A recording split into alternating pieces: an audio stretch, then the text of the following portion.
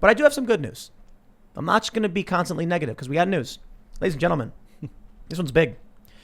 From ABC, this is interesting. This is from ABC 17 Fox 22, both at the same time. There you go. Minnesota man sentenced to 4 years in prison for role in setting ablaze a Minneapolis police precinct during Floyd protests. They say Dylan Shakespeare Robinson, 23, pleaded guilty in December to one count of conspiracy to commit arson for taking part in setting a police precinct in Minneapolis on fire on May 28th, days after Floyd was pinned down. And, we know the story. Robinson was sentenced Wednesday to 4 years in prison and 2 years of supervised release, according to a news release from the District of Minnesota's U.S. Attorney's Office. He was also ordered to pay $12 million in restitution. Robinson's attorney has not responded to CNN's request for comment, so I guess it's a CNN story. You want to know why this story is funny? Because he only got 4 years. But you want to know why he got any time at all? Why? Because he burned down the police station. That's right. Because when push comes to shove, the system will protect itself and not you. What about the people who burned down the sports bar? What about the people who threatened the guy in his home? And this is in Portland, a guy, he's got an American flag at his house. They go up to his house and start chanting, just random guy. And they start yelling, take the flag down or we'll burn your house down. No charges there. The people in D.C., they actually got paid for it.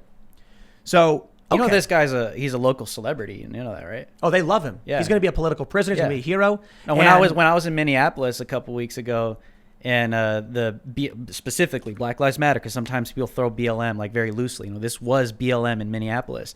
One of the activists, one of the leaders, got up and was like, "You all know that some of these they're facing charges of arson because they burnt down that police station last year." She's like, "Yeah, you guys all remember that?" She's like, that stuff was effing epic. They love it. So what do you think happens? He's a celebrity in 4 or 5 years. Okay, so maybe Trump is talking about running again in 2024. Mm-hmm. I don't think Trump's got the gumption to actually get the job done. I don't. I think a lot of people thought he was a fighter. Turns out, not really. I mean, it's better than Biden. It's better to have someone who's resisting the system than supporting it. But I don't even think Trump's got what it takes. Maybe Ron DeSantis does. But what do you think happens if Trump doesn't win? If they continue to gain more and more power? This guy's going to get out. And when he walks out, there's going to be local politicians clapping and cheering. They already voted to abolish the police. It kind of backfired. Now they're desperate for cops. Mm-hmm. But what do you think happens if this ideology keeps persisting, a slow boil? By the time this guy in 4 years is getting out of jail, the local mayor is going to be like, "You're a hero and we're so sorry that you were a political prisoner." You'll get released. I think because what the mainstream media has done is this is why you see this on CNN, MSNBC, ABC. They'll always call them either peaceful protesters or they'll call them just protesters, right? Protests erupt after the shooting of Dante Wright, right? Every single black person that gets shot, protests, even Fox will say this, protests erupt, protest. And they'll show a picture of like a building burning down. Right? Yeah, but listen to my theory on this. If you're constantly putting the narrative out that these are protesters, whenever the headline comes out the next day that 100 people got arrested, that sounds horrible. Right. 100 protesters got arrested last night for what? Expressing their First Amendment right of freedom of speech and to peacefully protest, right? That's just the narrative, but it works because nobody wants their name attached to the headline the next morning. No mayor, no DA, no police department. Nobody wants that headline the next morning saying 100 protesters got arrested last night for expressing their First Amendment right. Nobody wants that, but that's the propaganda. But that's why, in my opinion, it works. That's why they get away with rioting. They get glorified when they burn down a building. Antifa's continuing to burn down police union buildings with people in it. The only reason, or I should say one of the strongest reasons, one of the main reasons that people in major urban metros keep voting Democrat is because the cops are propping the system up. Mm-hmm. What do you think? What happened when they voted to abolish the police in Minneapolis? Crime skyrocketed and locals started panicking, calling their city councilmen, being like, "What's happening? Where are the police? Why is this happening?" And then all of a sudden, these pro-abolish the police people come back and say, we need our cops back. Our constituents are freaking out. Did the Portland cops just all 200 resign like today? Seattle. Or was that Seattle? Over the past several months. Okay. So imagine what would happen if the remaining cops were like, "You're on your own." This is what I was talking about with Lydia on the drive here from the airport is I think there are times in history where you're either going to learn from, data, facts, knowledge, wisdom, and make your decisions from there, or you're going to have to learn through experience. So I think right now America is so spoiled, so self-entitled, where socialism is and communism are like glorified ideas, but we have no idea what it feels like to live under something like that. I think right now we are going in a direction, Tim, where as a Christian, I believe we're either going to experience some kind of spiritual revival, people are going to come to Christ and things are going to change, or I think we'll probably have some kind of civil war. People are going to push back and say enough is enough. We're fed up with the communists. Get out of here, right? Or I think we're just going to have to continue going down this path. People are going to keep voting blue. People are going to keep supporting these radicals. People are going to keep virtue signaling, bowing down to Black Lives Matter and Antifa, right? And we're just going to have to get burnt. Because I think right now the country is going in the direction, like you said, Minneapolis, abolish the police. Oh, maybe that wasn't such a good idea. So I think on a grand scale, that's where we're going, where I think we're going to have to watch the republic fall in order for us to pick up the pieces again and just say, that's look, what they want. I know that's what they, trust me. That was their mission. That's their mission. That's their goal. But people don't realize that. Like you said, like you were telling me earlier, people aren't listening. They just don't care. It's like, okay, well, you're going to care when these people are knocking down your damn door at night when they want to take your life and call you a white supremacist. But like I said, I think we're going down that path where it's just going to have to get to that point where people feel it. They feel what these ideas do. And until you get there, you're not going to really understand. So as long as the cops are still around to answer calls for the uppity white progressives who are leading the charge and making all this bad stuff happen, the same people who say abolish the police are the ones who yell, call 911 when they're threatened. And then who suffers? The poor, the minority neighborhoods, the ones who, according to Gallup, are saying they want more cops, but won't stand up and actually ask for them. I'll tell you this. Here's a simple compromise. If you're a cop, just don't answer any calls to these uppity progressive areas. If you get one of these, wealthy liberal areas saying, help, someone's breaking into my house, I'll be like, well, do you have a gun? No. Man, geez. I was I guess. I was talking about this with some of my buddies in Minneapolis, and I was just like, I don't know if I would say this out loud, but I'm gonna say it out loud. Would it have been better for Derek Chauvin to just let George Floyd go? Yes. Well, we don't know, because if he was really high on fentanyl and he was getting behind the wheel of a car, he might have killed a family. Yeah, that's true too. But I understand that, right? There's so many things that could go wrong, and a cop is obligated to think about that, right? But what I'm trying to say is I think cops are starting to ask themselves, was that even worth it? I mean, I am going to lose my life. I'm going to lose my family. I am going to lose everything over a guy that had a $20 counterfeit bill, and it led to the FBI going to come at FBI was going to arrest me no matter what. Everyone agrees on at this point. Well, I should say for the most part. The left has been saying that the whole time. Who cares? There's a $20 bill. Let him go. But there's a bigger issue. The guy was doing drugs behind the wheel of a vehicle. Mm-hmm. And now you've got some serious questions about, like Ian said, what if he hit somebody? No, I agree. I agree with that. Especially the way that I think, that's the first thing where my mind goes to. You have a fentanyl addict that could get loose in the community, and he could literally wreak havoc, right? But it would have been objectively better for the cops not to have responded, and from this point on, not to respond at all. Yikes. That's what I think people are asking themselves, and it's like, I personally think the answer to that question is no. But I'm just putting that question out because I think that's what a lot of cops are beginning to ask themselves, and it's just another subversion of law and order. But it's such a crazy situation, because another thing that I wanted to point out, and I want people to understand, is all you hear from Black Lives Matter is that George Floyd died because he was black. Okay, even the head of the prosecution went on 60 Minutes the other night and literally claimed that this was not a hate crime, that they had zero evidence to prove that George Floyd was targeted because of the color of his skin.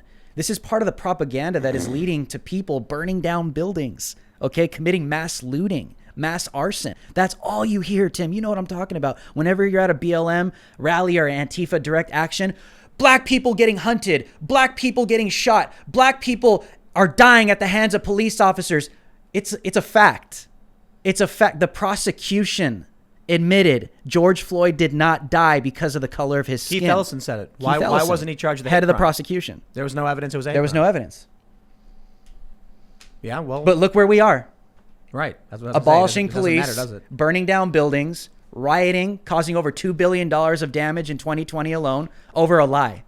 Drew, I honestly am starting to think that what happened in Minneapolis needs to happen to every city where these uppity white progressives are calling to abolish the police. You should have that moment of fear where you need to call the police and nothing happens. Yeah, I don't want riots. I don't want buildings being burned. I just want people to, like, they'll see someone walking through their neighborhood and they'll call the police and the cops are going to be like, good luck. Yeah, that would be good if everyone had to psychologically experience the trauma of not having police. But my fear, I love the idea of police and military refusing to serve a corrupt regime. That I love that idea. Me too. But what terrifies me, if all the police vanish tomorrow and all these private cops and federal cops come in to fill the void, and it's worse than it was before. Why would it be worse? Because private cops don't have to adhere to the city. Okay, They so still have to adhere to the law. Supposed to, yeah. Ian, the cops that we have right now, people who are serving out bad laws, people who are doing unethical things, are essentially mercenaries.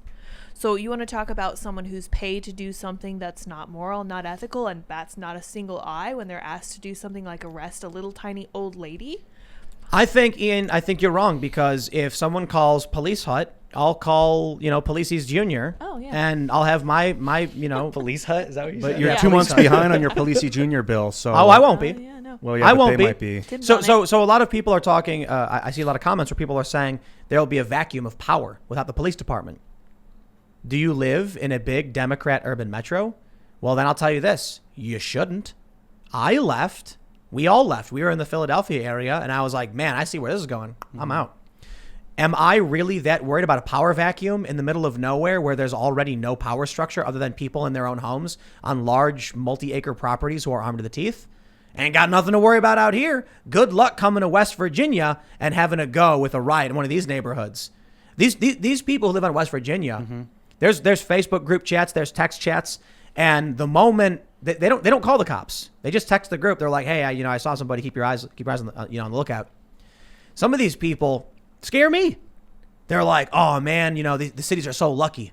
Can't wait for these people to come out here. I'm like, nah, you don't want to say that, dude. No, That's no. freaky. We don't want that. But I'm not worried. No, I'm not worried in the least bit. We don't have a police station out here in the same way a city does.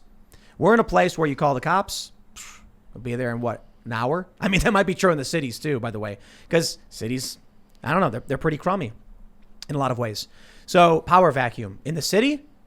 Well, the people who voted for this and keep voting for Democrats, hey, that's on them. If you think there's going to be a power vacuum filled by a bunch of corrupt private cops, gangs, and woke police, do you live there? I mean, I'm sure a lot of people do, and they're probably freaked out by this. But at a certain point, take responsibility and get out. I mean, look, like I've been saying, your house is on fire. Now, we all fought very hard to reject that fire and shut it down. Now it's clear the fire is engulfing your house. Now you need to go outside. Oh, but it's cold outside. I know. But what about my family? They'll freeze. That's true, but they'll burn to death if you stay inside. So maybe it's already to that point where all these cops are leaving. Crime is already skyrocketing. You want to tell me there's a power vacuum? Have you been paying attention to the crime rates in all major cities across the country? Shootings are up like 250% or something in New York. Why are you still there? Well, look, if your house is on fire, no one's coming to save you. You got to save yourself. Maybe that's the point about these people living in these cities. For everybody else who kind of lives outside the cities or in the middle of nowhere, what are you worried about? Or get out of the blue states at the very least. Stop living in places where they put their boot on your neck and let criminals run rampant. I think that goes back to what I was saying earlier, is I think police officers have to make a choice. You have a constitutional oath to protect and to serve the communities that you work under. And I think it goes back to also like the leadership. If the leadership is setting you up to fail miserably to the point where you can't even protect yourself in some cases, you look at Portland. I'm in contact with Portland PD on a daily basis almost. And they always tell me, the mayor is in control of all of this. We get our hands tied behind our back. We can't even use the type of riot training that we've been trained to use to stop these people. And then you see the footage and it's just cops getting milkshaked, just humiliated, the psychological abuse that goes into that as well. I talk to them. This is what they tell me. They live in fear. They fear their lives. They fear Antifa finding out where they live. But the point I'm trying to make is, I think Tim, is what these police officers do have to sincerely consider Am I walking into a profession where I'm being set up to fail now? I think anyone would be like, I'm not going to work for that. I don't care about these cops in Portland. I saw the video of the Blue Lives Matter people getting shoved by cops while they protected Antifa who had pepper spray. You think I'm going to give any sympathy to the guys who are shutting down small businesses, arresting a guy for handing out a beer, or shoving and pushing the peaceful right-wing protesters who actually support the police? Nah, that's the problem. The DA will throw the book at someone on the right, and they'll let someone on the left go with no charges, and the cops will arrest both and say, don't look at me. That's what I'm saying. So Antifa goes around throwing fire bombs, setting fires, and then when the right-wing group shows up, the cops form a line, hold their batons out, start shoving them and yelling. And it was funny to see the look on the face of these conservatives, like, why are we being attacked by cops? Yeah. And then taking the Blue Lives Matter flag, throwing it in the dirt and stomping on it. Yeah. And I agree. That's why like I told you, a lot of conservatives don't like me when I talk like this, because I'm not 100% back to blue. Because I don't support crooked cops. I don't support unconstitutional cops. I support cops that support their constitutional oath and they actually protect and serve the communities. If that's not what you're doing, you need to resign like tonight, because that's what you have been called to do. That's what you've been hired to do. And if you are being put in a position where you cannot do that, then I know this is a lot easier said than done. You got to really reconsider if this is the profession that you want, because now we live in a generation where lawlessness is now abounding. That means that you have to be a crooked cop to survive now. It's a pretty radical thing to have to swallow, but that's where we are. The media is lying. Antifa's not real. The politicians, it's just an idea. And the district attorneys, you're free to go.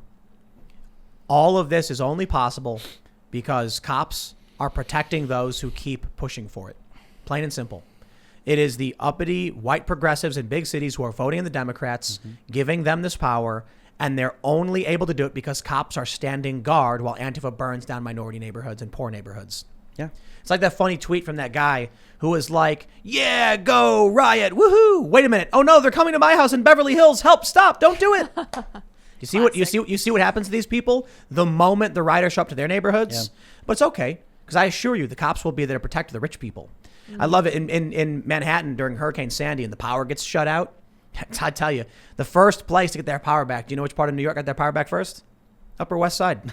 All the very, very rich people in the university got to put their feet up while the people in the poor areas in Brooklyn didn't have power. I think it was for like weeks. Regarding being set up to fail, which it does seem like a lot of these cops are by these district attorneys, when you're in like high stress situations, people will do crazy things when they're being set up to fail. Like in World War I, they'd be told to go over the trenches. They would just eventually just mutiny and not go. In Vietnam, if you had a lieutenant that was going to take you down a trail where you knew you were going to get shot, that lieutenant would find a grenade in his tent in the middle of the night. They call it fragging for a reason, because they would kill their commanding officers if they were going to get them killed. Now, we're not in that high-stress situation domestically right now, and the cops aren't in the military. They can resign. And at what point, Chauvin had his life destroyed because he tried to... This girl that shot the guy that was... A girl that was about to stab someone, or that guy that... Oh, yeah, his life's going to be torched because he saved someone's life. Kim Potter was trying to make an arrest on a guy who was wanted on an aggravated robbery warrant, who was armed, and she shot him one time, and he died. And now she's going to go to prison. Kyle Rittenhouse watched his community get burned. I'll be very careful for Juan Williams. Watched businesses all throughout his community get set on fire. They almost blew up a gas station. So and Drew is there, and he shows up, and a friend gives him a weapon. He even rendered aid to the extremists. Now I think he's going to get life in prison. I do. He'll get life. No jury is going to do anything for justice or principle. They're going to be like, you know what? The kid can go to prison for all I care. I don't want to get hurt because of demoralization. And it's only possible because there are cops who arrested him. Because they're like, well, you know, it's the system. At what point is there someone who's going to be like, there's right and there's wrong? Thanks for checking out this clip from the Timcast IRL podcast. If you want to see the full show, come back to this channel, youtube.com/TimcastIRL, Monday through Friday at 8 p.m., where you can leave comments and super chat, and we actually will read your comments on the show. Don't forget to like, share, subscribe, and if you want exclusive members-only content, segments you can't get anywhere else, go to timcast.com, become a member, and we even have full bonus episodes. Thanks for hanging out, and we'll see you all next time.